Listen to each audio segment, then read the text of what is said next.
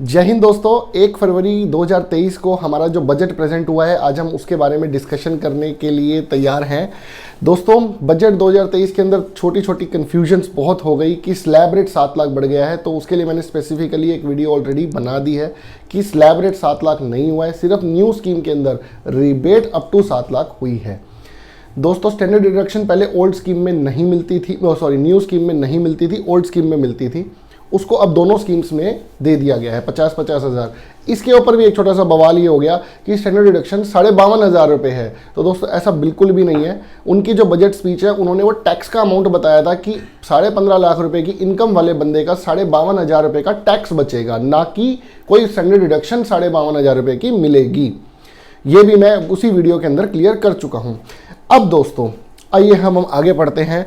Standard deduction ये मैंने आपको बता दिया, न्यू स्कीम को भी मिलेगी। स्टार्टअप बिजनेस के कैरी फॉरवर्ड लॉसेस जो होंगे वो 10 साल तक अलाउ होंगे। जॉइंट कमिश्नर अपील, अभी तक क्या होता था दोस्तों, मैं आपको बताता हूं।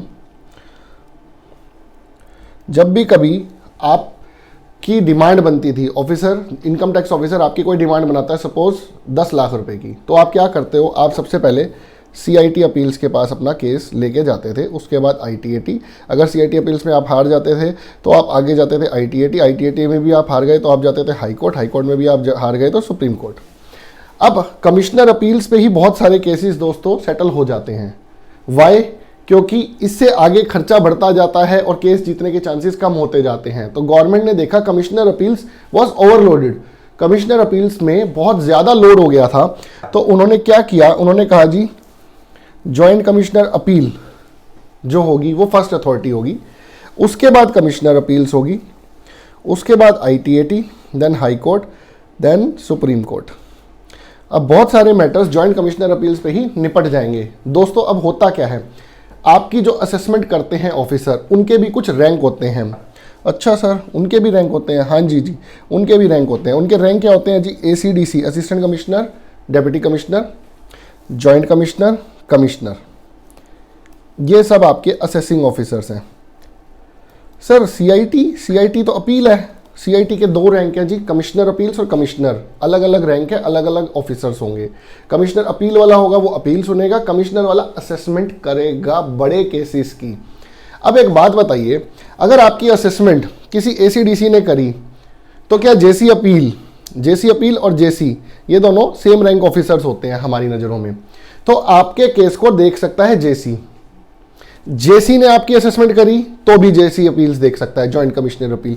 लेकिन अगर आपकी असेसमेंट करी कमिश्नर ने जो JC के रैंक से ऊपर है, तो क्या उसकी हियरिंग जॉइंट कमिश्नर अपील को एक उसके निचले ऑफिसर्स को अलाउ होनी चाहिए? Answer is no. तो होगा क्या, अगर आपकी असेसमेंट कमिश्नर ने करी तो सीधी अपील लगेगी कमिश्नर अपील पे, ना कि जॉइंट कमिश्नर अपील पे। ठीक है दोस्तों, आइए अब आगे बढ़ते हैं हम। हाँ जी, capping of deduction under section 54F up to 10 crore. दोस्तों, होता क्या था, मैंने एक घर खरीदा सपोज ईयर 2000 में, मान लीजिए 1 करोड़ का। ठीक है जी, मैंने ईयर 2023 में मान लीजिए ये बेचा 15 करोड़ का। ठीक है जी, अब आ जाती है इसकी इंडेक्स्ड कॉस्ट ऑफ एक्विजिशन। अब सर, ये इंडेक्स्ड कॉस्ट ऑफ एक्विजिशन क्या है? दोस्तों, इसके ऊपर मैंने ऑलरेडी एक वीडियो बनाई हुई है, आप उसको चेक कर सकते हो। कॉस्ट ऑफ एक्विजिशन कैसे कैलकुलेट होगी, एक गवर्नमेंट का चार्ट है, उसके तहत आप कुछ मल्टीप्लाई डिवाइड करेंगे। तो गवर्नमेंट ये कहती है, आपने 2000 के अंदर 1 करोड़ रुपए का अगर मकान खरीदा था, तो आज उसकी कॉस्ट 1 करोड़ नहीं मानी जाएगी, आज उसकी कॉस्ट ज़्यादा मानी जाएगी, क्योंकि इन्फ्लेशन भी तो है ना, हर साल महंगाई बढ़ रही है। तो कॉस्ट इन्फ्लेशन इंडेक्स, इसका यही मतलब होता है। कॉस्ट ऑफ एक्विजिशन को इंडेक्स किया जाता है, मतलब बढ़ाया जाता है। तो 1 करोड़ की बजाय हो सकता है उसकी आज वैल्यू बन जाए 4 करोड़। ठीक है जी, तो मेरा प्रॉफिट कितना आया? 11 करोड़। अभी तक नॉर्मली क्या हो रहा था दोस्तों, कैपिटल गेन्स है, लॉन्ग टर्म कैपिटल गेन्स है फ्रॉम सेल ऑफ प्रॉपर्टी। मैंने एक और घर खरीद लिया, कितने का? मान लीजिए 12 करोड़ का। तो गवर्नमेंट क्या कहती थी, भाई 11 करोड़ का आपका प्रॉफिट है, 12 करोड़ का आपने नया घर खरीद लिया, तो हम कोई टैक्स नहीं लेंगे। ठीक है जी, अब गवर्नमेंट ने ये बोल दिया है कि भैया हम मैक्सिमम जो रिडक्शन देंगे ना नए घर की, 12 करोड़, ये हम मैक्सिमम 10 करोड़ की देंगे। 10 करोड़ से ऊपर की डिडक्शन हम नहीं देंगे। तो इस केस में क्या होगा, उस बंदे को 1 करोड़ रुपए के ऊपर इनकम टैक्स देना पड़ेगा। ठीक है दोस्तों, तो ये इंडेक्स्ड के बाद है, ये ऐसे नहीं है कि 15 माइनस 1 करके 14 से 4 करोड़ का टैक्स नहीं लगेगा, इंडेक्स निकाला जाएगा। ये राउंड फिगर में मैंने निकाल दिया है, आप एग्जैक्ट भी निकाल सकते हो। ठीक है जी, तो 4 करोड़ का मेरा कॉस्ट आया इंडेक्स, तो मेरा प्रॉफिट बना 11 करोड़, डिडक्शन मुझे मिलेगी 10 करोड़ की। अब सर एक पॉइंट और है, एक कैपिटल गेन्स अकाउंट स्कीम भी है, वो भी बताओ थोड़ा सा। देखो कैपिटल गेन्स अकाउंट स्कीम में भी कैपिंग कर दिया गवर्नमेंट ने। मान लीजिए अब घर है, गवर्नमेंट भी मानती है कि जी घर एक दिन में तो बंदा खरीद नहीं सकता, बेचना इज अ अलग प्रोसेस, खरीदना इज ए अलग प्रोसेस।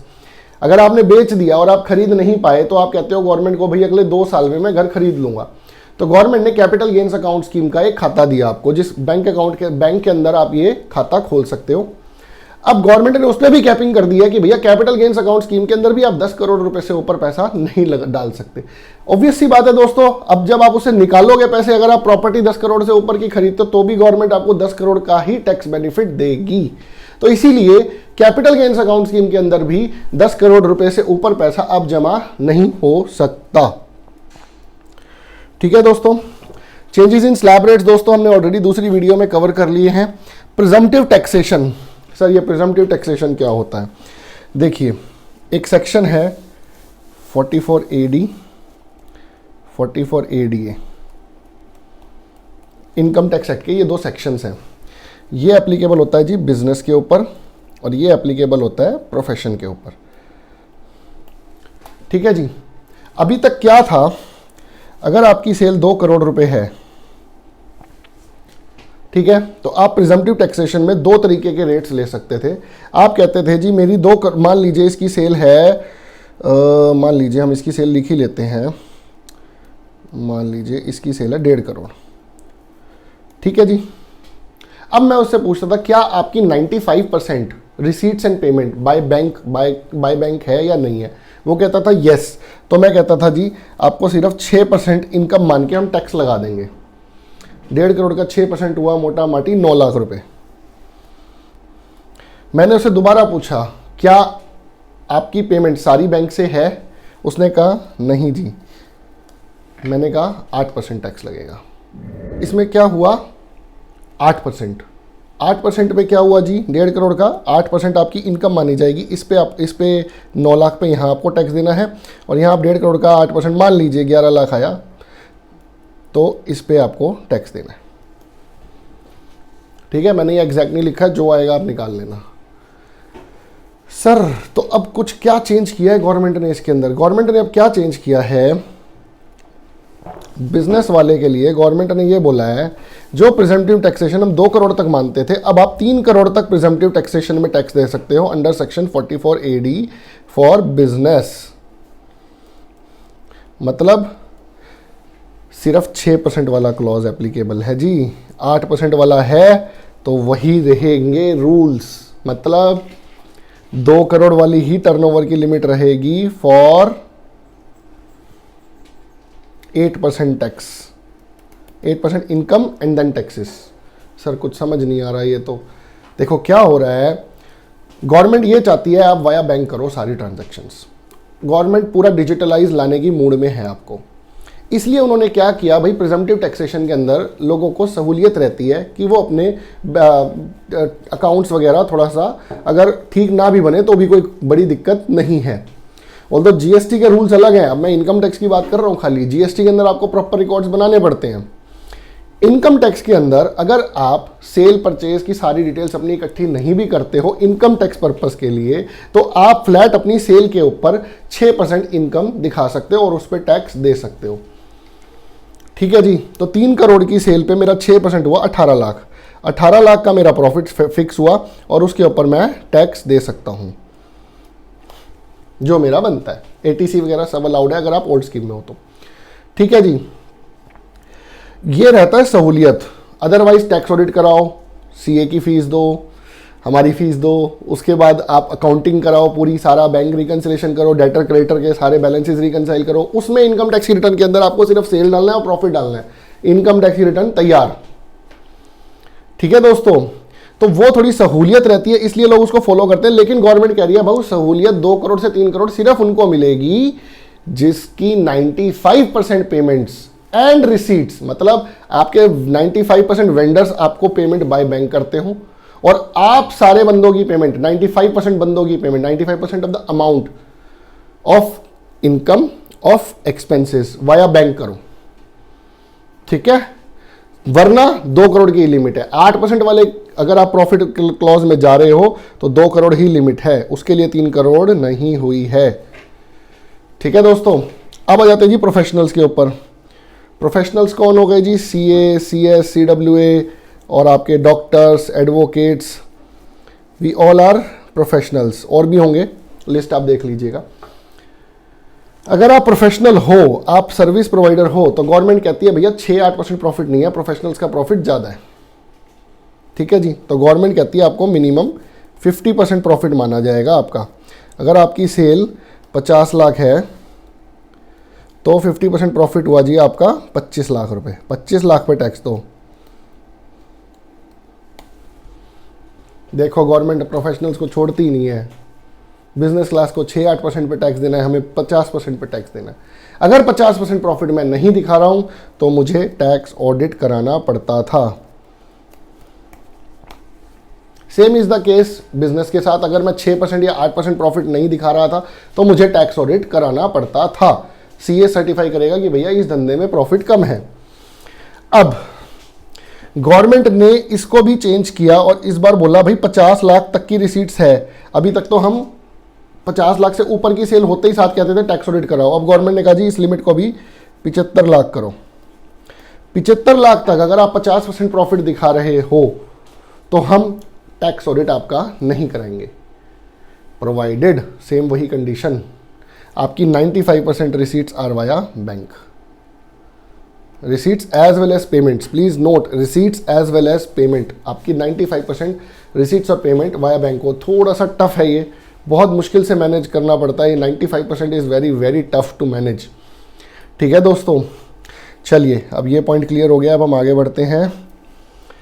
एमएसएमई पेमेंट्स, ये बहुत ही वेलकम स्टेप है दोस्तों। मैं इस स्टेप से बड़ा ही खुश हूँ गवर्नमेंट के बजट में। ये मेरे लिए सबसे इंपॉर्टेंट चीज़ है। MSME, micro small and medium enterprises, जिनका टर्नओवर मेरे ख्याल से शायद 250 करोड़ से कम है, दे ऑल आर एमएसएमईज। अब 250 करोड़ से कम तो सर बहुत जनता है। अब गवर्नमेंट ने एक एक्ट बनाया, एमएसएमई एक्ट, जिसको मैं बड़ा सॉरी फील करते हुए बोलता हूँ फॉलो नहीं हो रहा मार्केट में। उसके अंदर ये था कि मान लीजिए ये है रिलायंस, ठीक है जी। रिलायंस ने किसी एमएसएमई से काम कराया, मान लीजिए 5 लाख रुपए का। रिलायंस को उसकी पेमेंट करनी थी 45 डेज के अंदर अंदर एज पर एमएसएमई एक्ट, ठीक है जी। रिलायंस इसकी पेमेंट 45 डेज के अंदर नहीं करती तो एमएसएमई एक्ट ने बोला भैया इसका इंटरेस्ट लगेगा। रिलायंस ने बोला ठीक है जी मैं इंटरेस्ट देने को तैयार हूं, या नहीं देता क्या करोगे? कोई लीगल कंपल्शन नहीं था। लेकिन इस बजट में क्या किया गवर्नमेंट ने कहा भैया जो रिलायंस का सीए है ना, इसको पकड़ो। ये जब सीए टैक्स ऑडिट करेगा ना तो जितने एमएसएमईज की पेमेंट टाइम पे नहीं हो रखी होगी वो सारी डिसअलाउ कर देगा और रिलायंस को वो खर्चे अलाउ नहीं होंगे जो भी एमएसएमईज की पेमेंट उसने टाइम पे नहीं की होगी। तो रिलायंस को जितना एमएसएमई से खर्चा मिला होगा और जितने की पेमेंट्स उसने टाइम पे नहीं की होगी वो सारे खर्चे डिसअलाउ होकर उसके इनकम में जुड़ जाएंगे और उस पर उसको 30% टैक्स देना पड़ेगा। तो अब रिलायंस क्या करेगा दोस्तों? अब सबकी पेमेंट रिलायंस टाइम पे करेगा। ये रिलायंस आर्बिट्रेरी नेम है, आप प्लीज़ इसको रिलायंस से ना जोड़ें, ठीक है। मैंने वैसे ही एग्जांपल के लिए लिया है, ठीक है दोस्तों। आगे बढ़ते हैं। तो ये एमएसएमई के लिए बहुत अच्छा स्टेप है कि एमएसएमईज की पेमेंट अब टाइम पे शायद आनी शुरू हो जाए। सरचार्ज क्या था दोस्तों? जो इनकम, जिनकी इनकम 50 लाख रुपए से ऊपर है उनको अलग अलग स्लैब के हिसाब से सरचार्ज लगता था। जो 5 करोड़ से ऊपर के इनकम ग्रुप्स थे उन पे 37% सरचार्ज था। इनकम टैक्स के ऊपर सरचार्ज लगता है, इनकम के ऊपर सरचार्ज नहीं लगता, प्लीज नोट दिस पॉइंट। तो इनकम टैक्स का 37%, आप सरचार्ज दे रहे थे। सपोज मेरी इनकम है 1 करोड़, मेरा उस पर 30% टैक्स बना 30 लाख, 30 लाख के ऊपर मैं 37% सरचार्ज दे रहा था for an income group of above 5 crore. ये अलग अलग सरचार्ज के रेट थे। जो 5 करोड़ से ऊपर की इनकम डिस्क्लोज करते हैं उनके ऊपर 37% सरचार्ज था। फर्ज कीजिए 5 करोड़ की इनकम है, 5 करोड़ के ऊपर 30%, 1.5 करोड़ तो मेरा टैक्स बन गया, 1.5 करोड़ का 37%, मोटा मोटी फिर से 50 लाख के करीब 2 करोड़ का मेरा टैक्स बन गया। वो 37% के रेट को रिड्यूस करके 25% कर दिया गया है। ठीक है दोस्तों, आगे बढ़ते हैं। ओवरसीज टूर पैकेज मर गया जी। ओवरसीज टूर पैकेज, आप ओवरसीज टूर पैकेज अब बड़े ध्यान से बनाना। Why I am saying this, अभी आप ओवरसीज टूर पैकेज बनाते थे तो टीसीएस कटता था मात्र 5%। ठीक है जी, गवर्नमेंट ट्रैक करना चाहती है आपके फॉरेन टूर पैकेजेस को। गवर्नमेंट नहीं चाहती कि आप फॉरेन घूमने जाओ, आप इंडिया में ही घूमो। गवर्नमेंट ये चाहती है इंडिया के टूरिज्म को प्रमोट करो, लेकिन हम लोगों को बाहर जाना है। तो गवर्नमेंट ने कहा ठीक है तुम जाओ बाहर, मेरे को पैसे दे के जाओ। लेकिन कैसे? अभी क्या है और प्रपोज क्या हुआ है, इसमें कोई चेंज नहीं है। अगर आप एजुकेशन के लोन के लिए लेके जा रहे हो तो 0.5% सिर्फ टीसीएस कटेगा, वो भी सिर्फ गवर्नमेंट रिकॉर्ड करने के लिए रखना चाह रही है इन एक्सेस ऑफ 7 लाख। आप बाहर जाके कोर्स ले रहे हो 70 लाख का, गवर्नमेंट कह रही है मुझे ट्रैक रखना है भाई, किस चीज़ का पैसा बाहर जा रहा है, कभी कोई गलत काम से पैसा बाहर तो नहीं जा रहा, इसलिए गवर्नमेंट 0.5% टीसीएस कटवाती है। अब ये काटता कौन है सर? सर जो बंदा आपके खाते में पैसे ट्रांसफर करेगा, सपोज आपने दुबई ट्रांसफर कराने हैं या सिंगापुर ट्रांसफर कराने हैं, जो भी आपके खाते में ट्रांसफर करेगा वो आपका टीसीएस काट के करेगा। बैंक हो गया, मनी एक्सचेंजर हो गए, और भी कोई बंदा हुआ। अगर वो ऐसा नहीं करता तो उसके ऊपर पेनल्टी के अलग प्रावधान हैं। अब एजुकेशन के लोन के लिए तो 0.5% है, लेकिन अगर एजुकेशन के लिए ही ले रहे हो या मेडिकल ट्रीटमेंट के लिए ले रहे हो अदर देन 1, मतलब लोन के अलावा एजुकेशन के किसी और पर्पस के लिए आप ये पैसा बाहर ट्रांसफर कर रहे हो तो 5% उसका टीसीएस कटेगा। इसमें भी कोई चेंज नहीं है। इन एक्सेस ऑफ 7 लाख रुपए से ऊपर अगर आप कर रहे हो तो टीसीएस कटेगा, इसमें भी कोई चेंज नहीं है। अब आ जाते हैं जी ओवरसीज टूर पैकेज। घूमने जाना है जी बाहर, कहाँ जाएंगे जी? सिंगापुर जाएंगे। कितना खर्चा? 5 लाख रुपए। कोई बात नहीं, 5 लाख का 20% टीसीएस काट देंगे। अभी कितना कटता था? 5%। अभी कितना कटता था? 25,000। अब कितना कटेगा? 1 लाख। तो हुआ क्या? ओवरसीज टूर पैकेज अगर आप बना रहे हो तो 5% विदाउट एनी थ्रेशोल्ड लिमिट। यहां पे थ्रेशोल्ड लिमिट 7 लाख थी, 7 लाख रुपए तक का कर रहे हो कोई दिक्कत नहीं है, कोई टीसीएस नहीं कटेगा। यहां पे कोई थ्रेशोल्ड नहीं थी। 20% विदाउट एनी थ्रेशोल्ड लिमिट, ये चेंज हो गया। इसके अलावा और भी कोई रीजन की वजह से अगर आप बाहर पेमेंट कर रहे हो तो 20% विदाउट एनी थ्रेशोल्ड लिमिट, वो भी चेंज कर दिया है 5% की जगह। तो बाहर घूमना महंगा होने वाला है दोस्तों, और गवर्नमेंट आपको ट्रैक भी करेगी कि जिस बंदे के पास इनकम टैक्स रिटर्न 5 लाख की है और बाहर घूमने जा रहा है 10 लाख रुपए का खर्चा कर रहा है, गवर्नमेंट आपको इससे भी ट्रैक करेगी। तो ऐसा ना सोचें आप इनकम टैक्स रिटर्न 5 लाख की भर रहे हैं और बाहर जा रहे हैं 10 लाख रुपए का खर्चा करके और 20% टीसीएस अलग कट रहा है आपका।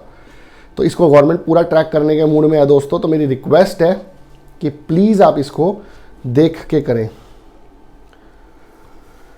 हाँ जी, क्रिप्टो का क्या आया सर? क्रिप्टो का क्या आया? क्रिप्टो का आया जी, क्रिप्टो के अंदर हम टीडीएस काटते थे 194S के अंदर अगर आप पेमेंट कर रहे हो किसी रेजिडेंट को।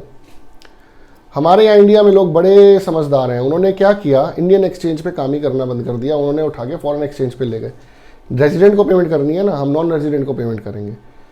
तो गवर्नमेंट ने इस बार क्लियर किया है बजट के अंदर, ऑल्दो स्पीच में निर्मला सीतारमण जी की ये पॉइंट नहीं था, बाद में जो नोट्स आए हैं उसके अंदर ये पॉइंट था कि हम नहीं चाहते कि आप फॉरेन एक्सचेंजेस पे ट्रेडिंग करें, हम नहीं चाहते कि आप फॉरेन एक्सचेंजेस के साथ ट्रेडिंग करें। तो अगर आपने टीडीएस डिपॉजिट नहीं किया, आपकी लायबिलिटी प्रूव होती है फ्यूचर में, तो आपको जॉइंट कमिश्नर पेनल्टी लगाएगा इक्विवेलेंट टू टैक्स। छोटे ऑफिसर के पास पावर नहीं दी, एसीडीसी के पास पावर नहीं है। Joint commissioner can impose penalty equivalent to tax. जितना अमाउंट का टीडीएस था उतने अमाउंट की पेनल्टी आपको लगा देगा। And prosecution of jail term for 6 months. Prosecution भी हो सकता है। प्रोसिक्यूशन कब होगा? अगर आप जमा पैसा नहीं करेंगे तो दोस्तों अगर आप फॉरेन एक्सचेंजेस के साथ काम कर रहे हो या P2P कर रहे हो, पर्सन टू पर्सन एक्सचेंज कर रहे हो, तो ये चीज़ नोट कर लें कि टीडीएस मैंडेटरली काटें अगर आप पेमेंट कर रहे हो किसी रेजिडेंट को। यहाँ पे मैं एक क्लॉज और डालना चाहता हूँ, एक सेक्शन 195 है जिसके बारे में अभी तक क्रिप्टो के बारे में साइलेंट है वो सेक्शन। सेक्शन 195 कहता है अगर आप किसी नॉन रेजिडेंट को पेमेंट कर रहे हो किसी भी चीज़ के लिए तो उसका भी TDS काटना होता है, लेकिन अभी तक इस पर क्रिप्टो पे कुछ भी एप्लीकेबिलिटी उसकी नहीं हुई है। अब वो इनडायरेक्टली एप्लीकेबिलिटी कर दें या बोलें कि हम तो फर्स्ट डे से ये कहना चाहते हैं, तो ये भी एक जंग है। अगर ये प्रूव कर दिया गवर्नमेंट ने कि सेक्शन 195 फर्स्ट डे से क्रिप्टो पे एप्लीकेबल था तो मुसीबत हो सकती है। तो प्लीज़ अगर आप क्रिप्टो में ट्रेडिंग कर रहे हैं तो आप इंडियन एक्सचेंजेस पे कीजिए या फॉरेन एक्सचेंज में कर रहे हैं तो पूरी प्लानिंग के साथ कीजिए और अपने कंसल्टेंट के साथ डिस्कस करके कीजिए कि आप ठीक से काम कर रहे हैं। ठीक है दोस्तों, इसी तरीके से 194R TDS ऑन परक्विजिट्स, इसके ऊपर हमने एक डिटेल्ड वीडियो बनाई हुई है अपने चैनल के ऊपर कि किन किन सिचुएशंस में 194R सेक्शन इन्वोक होगा। अगर same is the case with this, अगर 194R के अंदर TDS नहीं काट रहे हो, अभी तक क्या था 194R और 194S ना प्रॉपर ढंग से लिखा नहीं गया था कि भैया इसका TDS अगर नहीं जमा किया तो क्या होगा, पेनल्टी क्या लगेगी, उसको क्लियर किया गया इस बजट के अंदर कि भैया वही सेम है 6 महीने की जेल या टैक्स का amount. LIC traditional plans, insurance का ट्रेडिशनल प्लान्स, सर इंश्योरेंस का ट्रेडिशनल प्लान्स का भी समझ ही नहीं आ रहा ये हो क्या रहा है। देखिए मैं आपको समझाता हूँ। इंश्योरेंस के मेजरली 2 तरीके के प्लान होते हैं, एक होता है जी ट्रेडिशनल प्लान्स, एक होता है यूलिप्स। यूलिप्स बोले तो यूनिट लिंक्ड इंश्योरेंस प्लान, जो शेयर मार्केट से रिलेटेड है। ट्रेडिशनल प्लान्स आपको मोटा माटी 6% के आसपास का रिटर्न देते हैं या आपको 10% के आसपास का रिटर्न देते हैं, मेरे हिसाब से आप चेक कर लीजिएगा कितना रिटर्न देते हैं। तो हुआ क्या था, गवर्नमेंट कह रही थी लोग बड़े समझदार हैं इंडिया के अंदर, टैक्स प्लानिंग की जगह इवेशन की तरफ ज़्यादा जाना पसंद करते हैं। ऑल्दो ये प्लानिंग थी, उन्होंने क्या किया, वो बड़े बड़ी इंश्योरेंस प्रीमियम खरीदते थे 10-10 लाख रुपए की और रिडम्पशन सारी टैक्स फ्री। अब 10 लाख रुपए की अगर मैं FD कराऊं तो उसका 6% ब्याज मेरा हर साल 30% पे टैक्स होगा। ठीक है जी, लेकिन जो मेरा इंश्योरेंस का प्रीमियम जब मैं जमा करता हूं 5 साल की पॉलिसी ली, 5 साल तक 10-10 लाख रुपए डाले, 6% के हिसाब से रिटर्न आना है, कोई दिक्कत नहीं है, सारा टैक्स फ्री ले आओ। 5 साल के बाद 50 lakh plus interest tax free. ULIPs के अंदर भी सेम था जी, मान लो मैंने 5 लाख रुपए की 5 साल तक यूलिप डाली, उसके बाद जो भी इंटरेस्ट मिला that is also tax free. ULIP को गवर्नमेंट ने 1 फरवरी 2021 से इसके ऊपर एक रूल लगा दिया कि जो भी अब नई पॉलिसी कराएगा 1 फरवरी 2021 के बाद से, उसके अंदर अगर वो साल का प्रीमियम सारी पॉलिसीज का मिला के 2.5 लाख रुपए से ज्यादा जमा करता है तो रिडम्पशन विल बी टैक्सेबल। जो पैसा रिडीम होगा दैट विल बी टैक्सेबल। डालते वक्त हमें कोई दिक्कत नहीं है, रिडीम करते हुए we will make it taxable. Interest के साथ इंटरेस्ट पार्ट को टैक्सेबल करेंगे, not the investment part. Please get it clear. Sir ULIP ली लेकिन बंदा ये एक्सपायर हो गया बीच में, अगर बंदा एक्सपायर हो गया तो जो भी पैसा मिलेगा that will be completely tax free. ठीक है जी, यूलिप के अंदर जो लिमिट लगी वो लगी जी 2.5 लाख रुपए की। 1 फरवरी 2021 के बाद अगर आप 3-4 पॉलिसीज कराते हो या सिंगल पॉलिसी कराते हो जिनका टोटल प्रीमियम 2.5 लाख रुपए से ज्यादा है तो रिडम्पशन टैक्सेबल है। Please get it clear. Traditional plans के अंदर अभी तक ऐसा कुछ भी नहीं आया था, गवर्नमेंट ने ट्रेडिशनल प्लान्स को कवर नहीं किया था। इस बजट में इन्होंने ट्रेडिशनल प्लान्स को भी कवर कर लिया है। गवर्नमेंट ने कहा जी ट्रेडिशनल प्लान्स के अंदर इस बजट से, मैं डेट एक बार चेक कर लीजिएगा कब से एप्लीकेबल है। ट्रेडिशनल प्लान्स के अंदर अगर आप प्रीमियम 5 लाख रुपए कंसोलिडेटेड पॉलिसीज का अगर पे करते हो, कंसोलिडेटेड पॉलिसीज क्या है ना, मैंने 50-50 हज़ार रुपए की 11 पॉलिसीज ले ली, मैंने कहा जी 5 लाख से तो कम ही है ना एक पॉलिसी का प्रीमियम, तो ऐसा नहीं है। गवर्नमेंट ने कहा कंसोलिडेटेड, आपने इस डेट के बाद अगर 5 लाख रुपए से ऊपर का प्रीमियम 1 साल में पे किया टोटल पॉलिसीज को जोड़ के तो रिडम्पशन विल बी टैक्सेबल।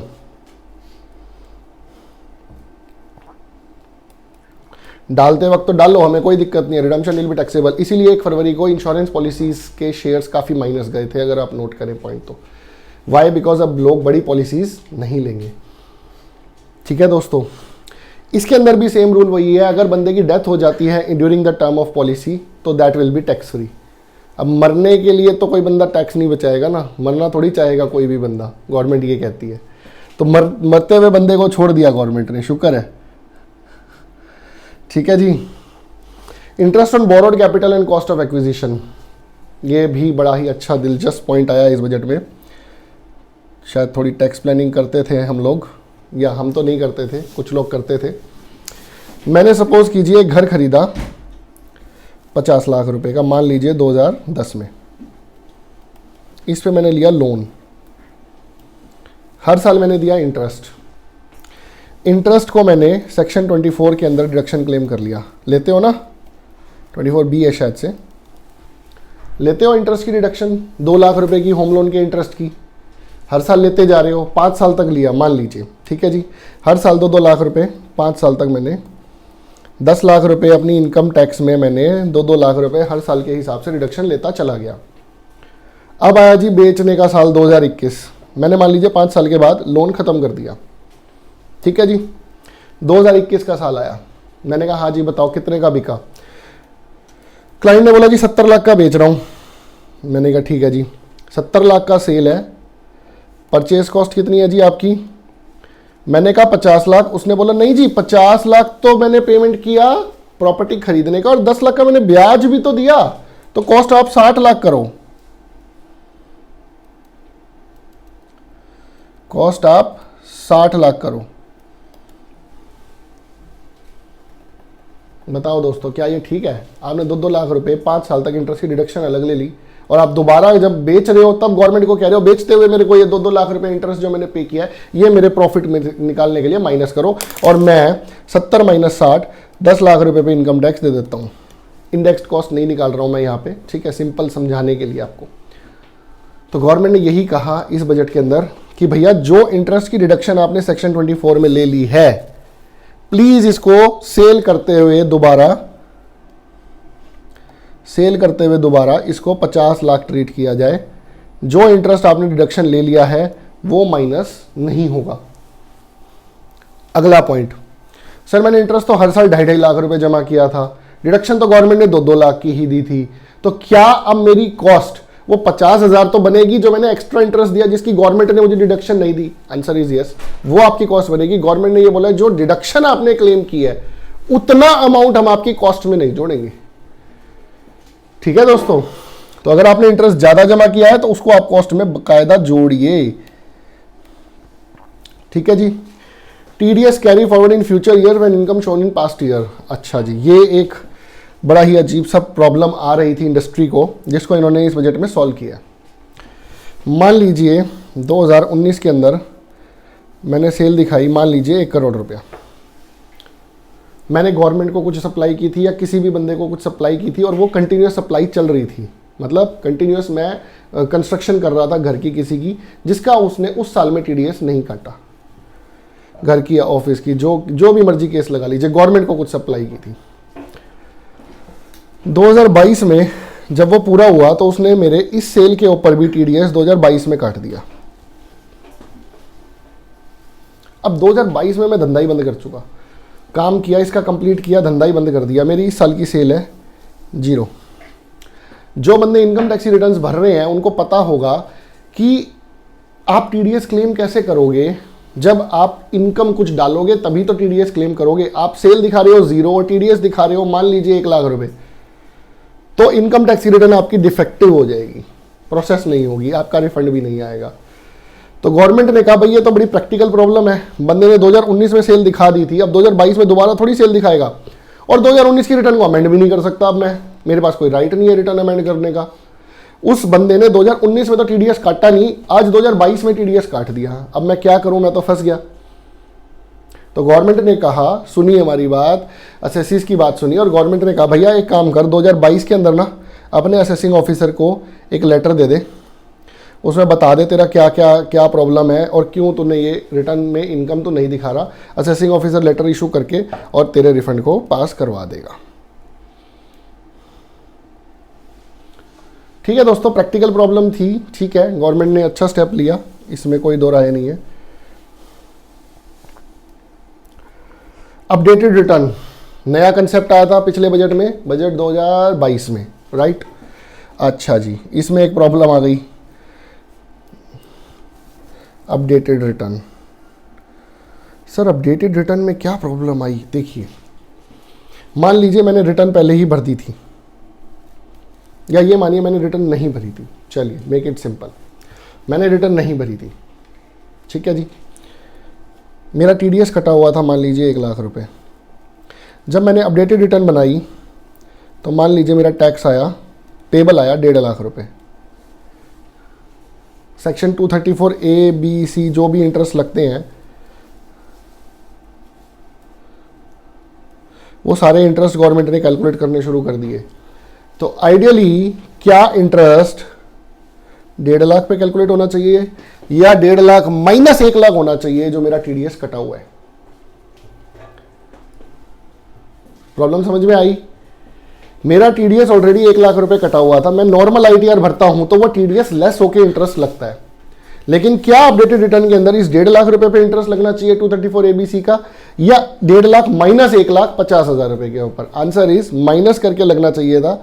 जो क्लैरिटी नहीं थी, होना यही चाहिए था, ठीक भी यही बनता है, वो इन्होंने इस बजट में क्लियर कर दिया। भैया अगर आप अपडेटेड रिटर्न भर रहे हो तो हम इंटरेस्ट 1.5 लाख माइनस 1 लाख पे कैलकुलेट करेंगे TDS माइनस करके।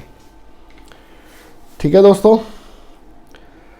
आशा करता हूं दोस्तों आपको हमारी वीडियो समझ आई होगी। आप ऐसे ही हमारे चैनल के साथ बने रहिए, हम ऐसे ही आपको नई नई चीज़ें सिखाते रहेंगे। बजट 2023 के बारे में आपकी कोई भी क्वेरी हो, आपको स्लैब रेट वगैरह जानना है, आपका जो भी आपकी क्वेरी है, आपको अपनी इनकम का पता करना है कि क्या टैक्स बनता है, आपको क्रिप्टो से रिलेटेड कुछ भी पूछना है, तो आप कमेंट बॉक्स में डालिए दोस्तों, we will be happy to reply you. Thank you दोस्तों, जय हिंद।